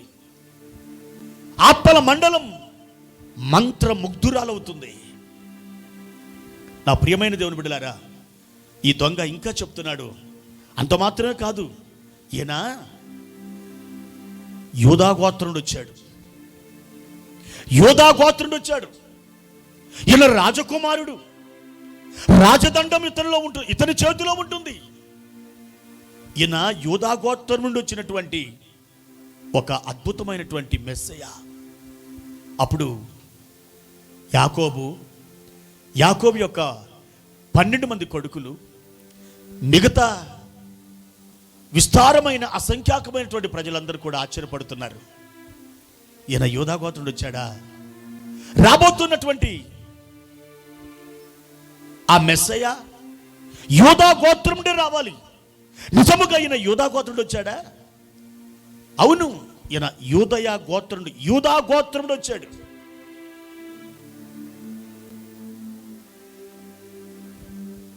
యాకోబు ఆశ్చర్యపోతున్నాడు. తన మరణకాలములో యాకోబు తన 12 మంది కుమారులని దగ్గరకు పిలిచి ఒక్కొక్క కుమారుని గురించి భవిష్యత్ కాల సంభవాలు ఆయన ప్రవచిస్తున్నాడు. పెద్ద కుమారుడు రూబేను, రెండవ కుమారుడు సిమ్యోను, మూడోవాడు లేవి, నాలుగో కుమారుడు యూదా. అలా ఒక్కొక్కరి గురించి ఆయన అంత్యకాల సంభవాలు ప్రవచిస్తూ 4వ కుమారుడైన యూదా అనేటువంటి కుమారుని గురించి ఇలా ప్రవచించాడు భక్తుడైనటువంటి యాకోబు.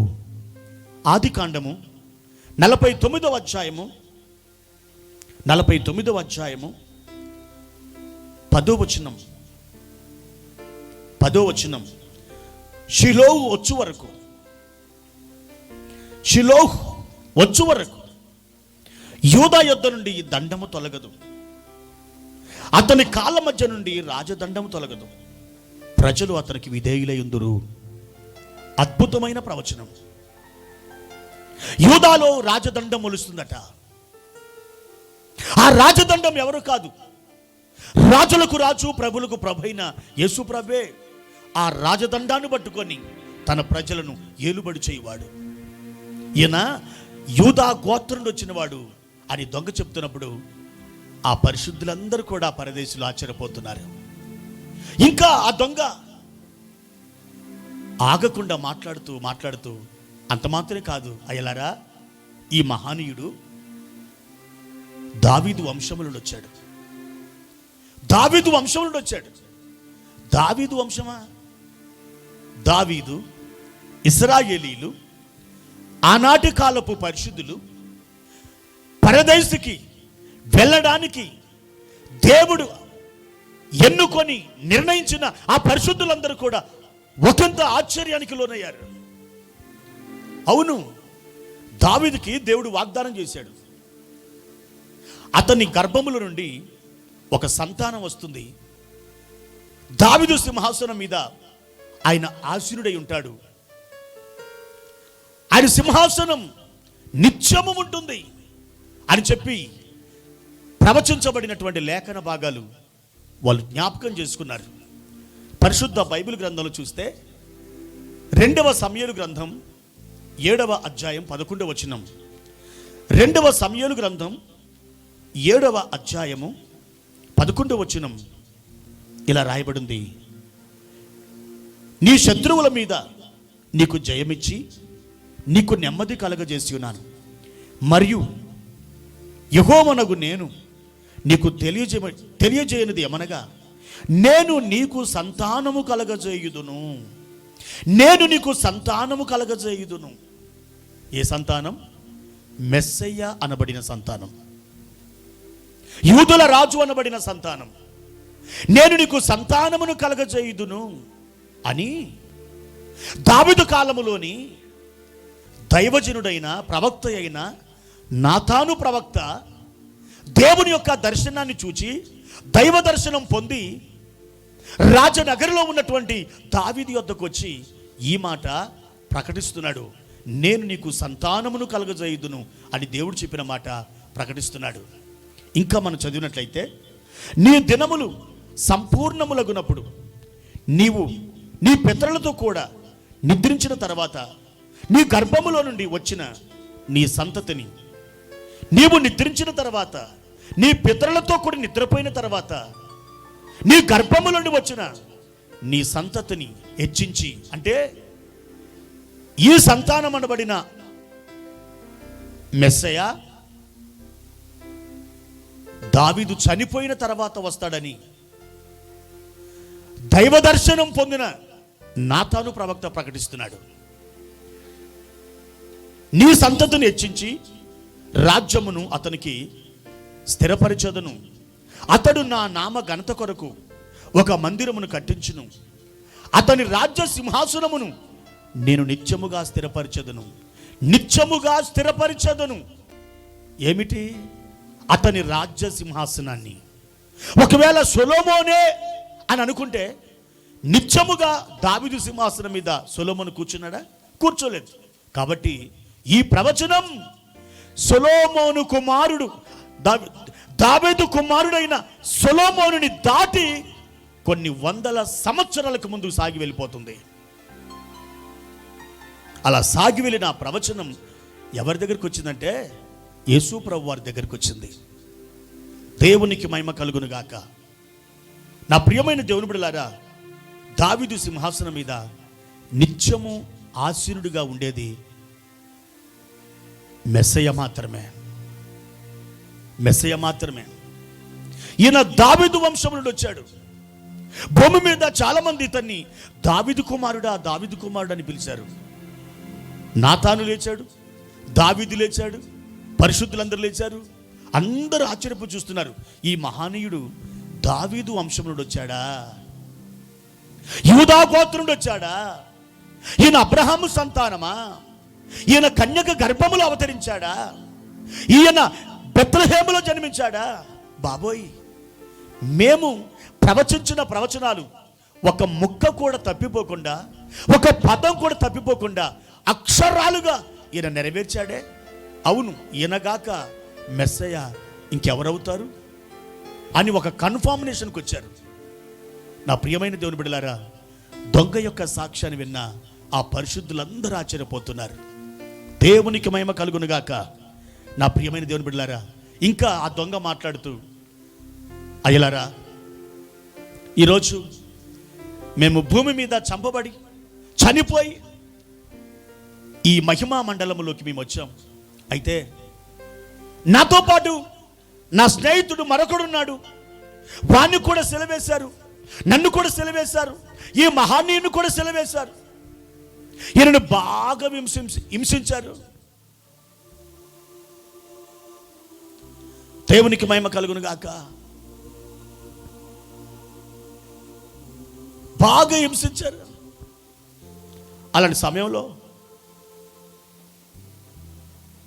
నాతో పాటు సిలువ వేయబడిన ఆ దొంగ ఈయనను తృణీకరించి ఎక్కడికో వెళ్ళిపోయాడు. నేను ఇతన్ని ప్రేమతో అర్థించాను. నన్ను ఆయన అంగీకరించాడు. నేడు నీవు నాతో కూడా పరదేశంలో ఉందువు అని చెప్పి నన్ను ఇక్కడ దాకా తీసుకొచ్చాడు.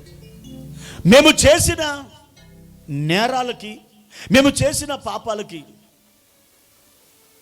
మాకు న్యాయమైన శిక్ష జరిగింది. మాకు న్యాయమైన శిక్ష వేశారు. కానీ ఈయన ఏ పాపం చేయలేదు. అన్యాయపు తీర్పు తీర్చబడ్డాడు అని ఆ దొంగ చెప్తుంటే ఒక అతను లేచి అంటున్నాడు, అతని పేరు యెషయా అన్నట్టుగా ఉంది. తీర చూస్తే ఆయన యెషయా భక్తుడే. ఆ మాట చెప్పింది నేనే, ఆ మాట రాసింది నేనే.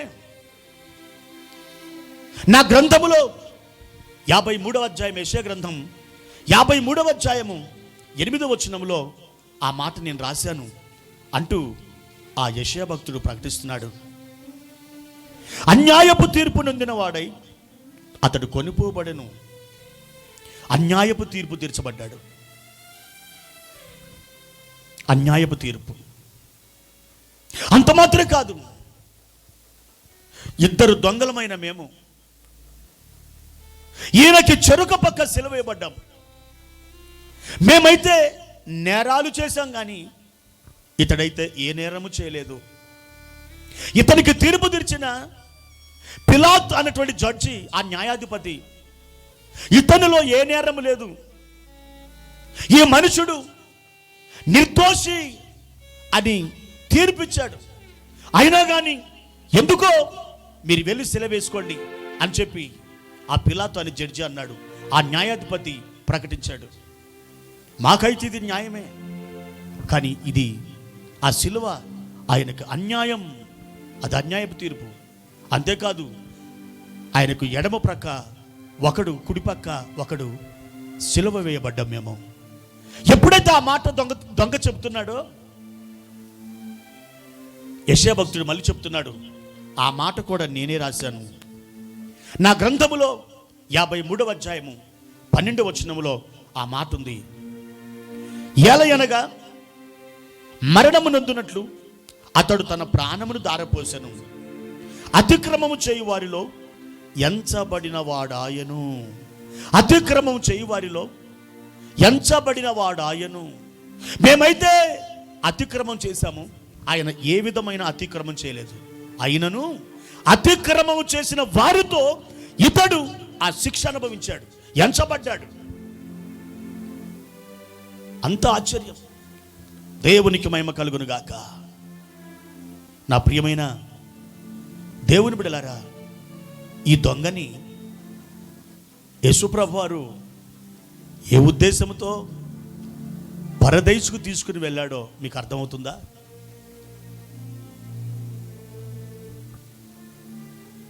ఆ పరదేశులోకి అడుగుపెట్టిన తర్వాత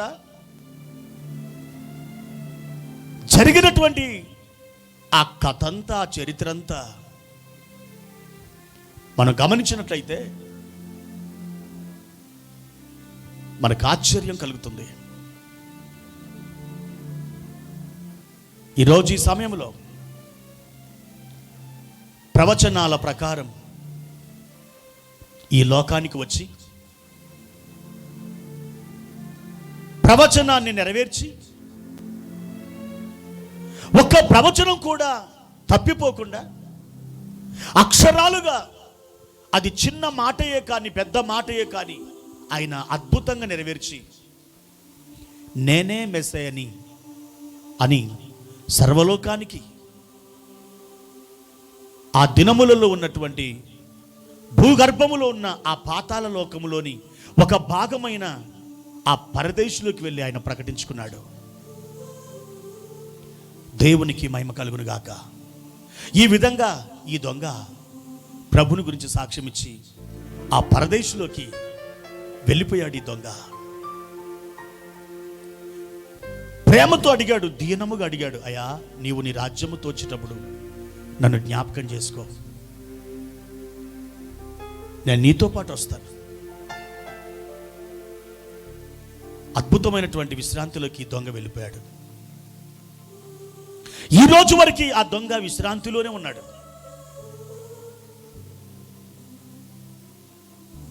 వేవేల పరిశుద్ధులకి సాక్ష్యం చెప్తూ ఆ దొంగ ప్రభువుని గురించి మహిమపరుస్తూ విశ్రాంతిలో ఆ దొంగ ఈ రోజున పరదేశ మండలంలో సజీవుడిగా ఉన్నాడు.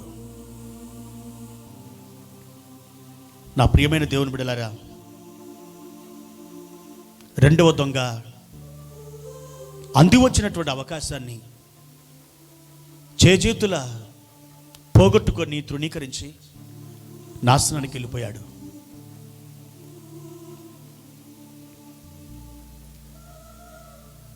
ఆ దొంగ అన్నాడు,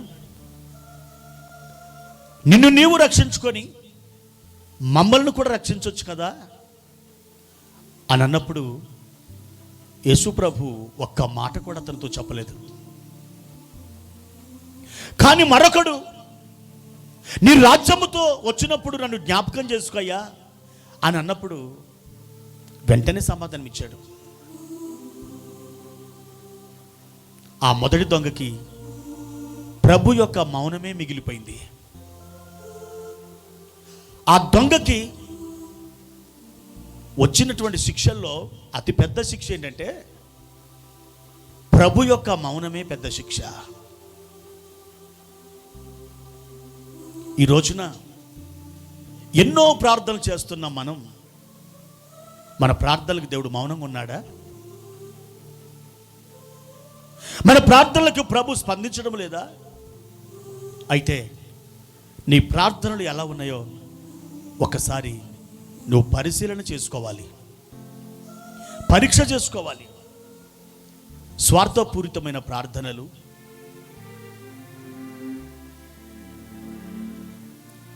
దేవునికి మహిమ తేలేని ప్రార్థనలు,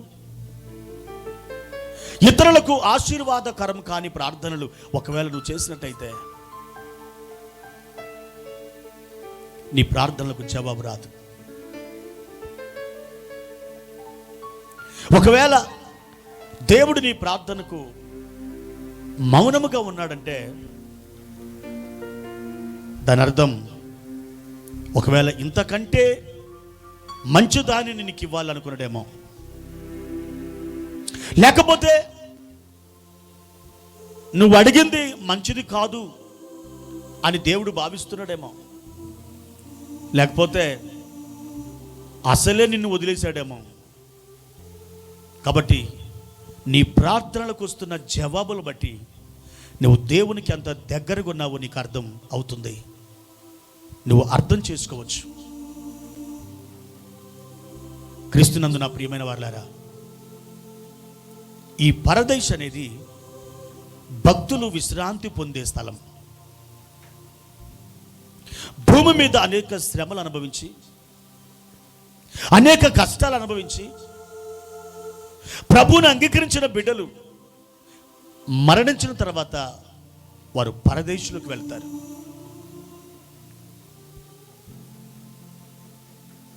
పరదేశు అనే మాట పారసీక దేశపు భాష యొక్క పదం ఇది. దీనిని ప్యారడైజ్ అని అంటారు. ప్యారడైజ్ అనే మాటకి అర్థం ఏంటంటే వనము అని అర్థం, వనము. పారసీక దేశపు చక్రవర్తులు, ఆ రాజులు, వారు తమ రాజనగరి పక్కన అద్భుతమైనటువంటి కొన్ని వనాలు ఉంటాయి. ఆ వనాల్లోకి వెళ్ళి వాళ్ళు విశ్రాంతి తీసుకుంటారు. ఆహ్లాదకరమైనటువంటి వాతావరణాన్ని ఆస్వాదిస్తూ వాళ్ళు ఆనందిస్తారు. అక్కడికి వెళ్ళి వాళ్ళు చేసే పని ఏమీ లేదు, విశ్రాంతి తీసుకోవడం, ఆనందించటం, ఆ తోట ఆ వనమంతా తిరగడం, అదే వాళ్ళ పని. క్రీస్తునందు మృతి నొందిన పరిశుద్ధులైనటువంటి భక్తులు పరదైసుకి అంటే ఆ మహిమ గల వనానికి వెళ్ళి విశ్రాంతిలో ఉంటారు, ఆనందిస్తారు. ఈ పరదైసు అనే మాట బైబిల్లో మూడు చోట్ల ఉంది. ఒకటి లూకాసు వార్త 23వ అధ్యాయము 43వ వచనం. నేడు నీవు నాతో కూడా పరదేశులో ఉందువు. ఇది మొదటిసారి పలకబడిన మాట పరదేశు గురించి. రెండవదిగా రాయబడిన లేఖన భాగం 2వ కొరింథీ పత్రిక 12వ అధ్యాయం 3వ వచనం. అపోస్తలుడైన పౌలు ఆత్మవశుడై పరదేశులోకి కొనిపోబడి వచింపశక్యంగాని మాటలు వినెను, ఆ మనుషుని నేనెరుగుదును అని ఒక మనుషుని మీద పెట్టి తన సాక్ష్యాన్ని ప్రకటించుకుంటున్నాడు పౌలు. అంటే పౌలు గారు సజీవుడిగా ఉన్న దినాల్లోనే ఇతడు ఆత్మల లోకానికి అనగా ఆ పరదేశులోనికి కొనిపోబడ్డాడు అన్నమాట. అక్కడ భక్తులు మాట్లాడుకునే మాటలు, దూతలు మాట్లాడే మాటలు వచింప శక్యముగా అన్నట్లుగా అతడు గ్రహించాడన్నమాట. ఆ విషయాన్నే 2వ కొరింథీ 12వ అధ్యాయంలో రాస్తాడు పౌలు. మూడవదిగా ఈ పరదేశ్ అనే మాట ప్రకటన గ్రంథం 2వ అధ్యాయము 7వ వచనంలో రాయబడింది. జయించువాడు పరదేశులోని జీవవృక్ష ఫలములు భుజిస్తాడు అని ప్రభువారు చెబుతున్నారు. జయించువాడు కనుక మనం పాపాన్ని, లోకాన్ని, శరీరాన్ని, సాతానుని మనం జయించినట్లయితే పరదేశులోని ఆ జీవవృక్ష ఫలాలు మనం భుజిస్తాం.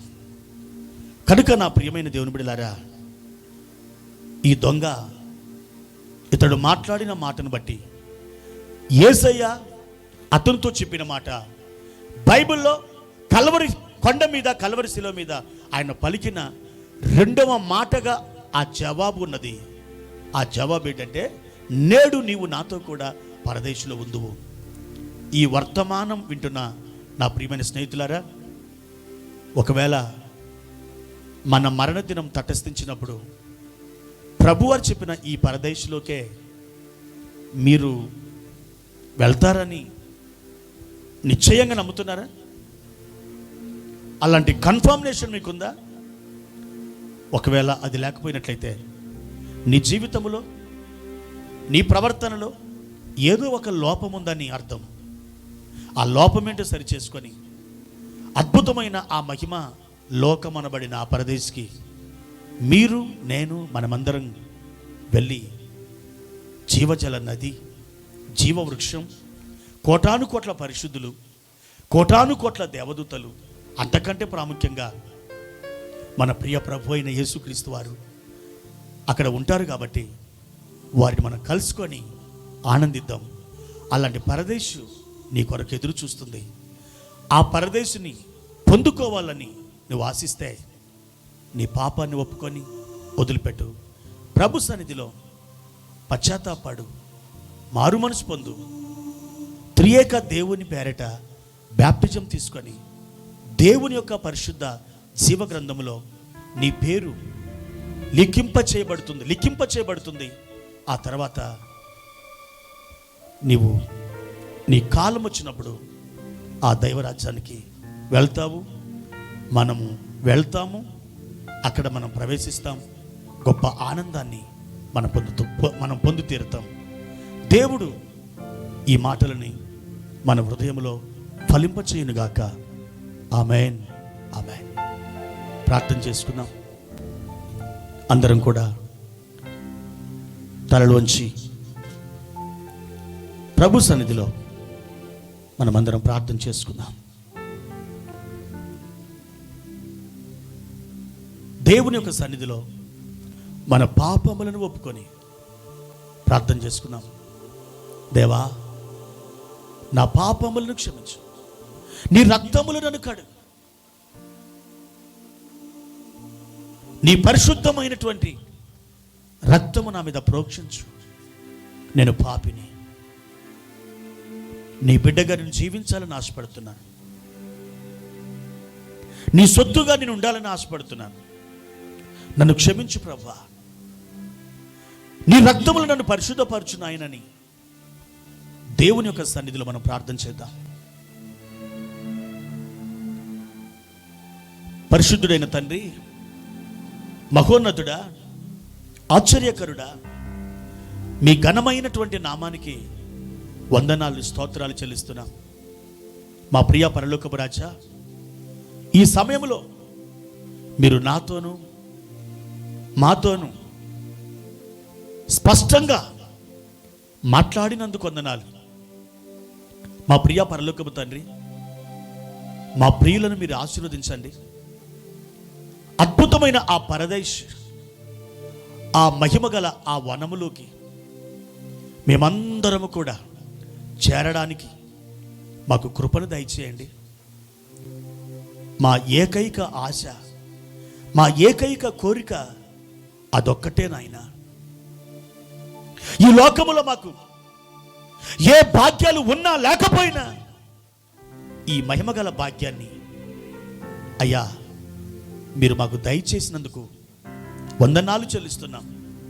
ఆ భాగ్యము మాకు కావాలి, ఆ భాగ్యాన్ని మేము అనుభవించాలి. అటువంటి కృపలో మమ్మల్ని స్థాపించి నడిపించి మహిమ పొందుమని మా ప్రభువును ప్రియరక్షకుడైన యేసుక్రీస్తు వారి నామంలో ఈ ప్రార్థన అడిగి వేడుకుంటున్నాము తండ్రి. Amen, amen. మన తండ్రి అయిన దేవుని యొక్క ప్రేమ, కుమారుని యొక్క కృప, పరిశుద్ధాత్మ యొక్క మధురమైన సన్నిధి సహవాసం మనందరికీ సదాకాలం ఇప్పుడు ఎల్లప్పుడూ తోడై ఉండునుగాక. ఆమేన్, ఆమేన్. దేవుడు మీకు తోడై ఉండునుగాక. దేవుడు మిమ్మల్ని ఆశీర్వదించునుగాక. దేవుడు మీ హృదయ వాంఛలను తీర్చునుగాక.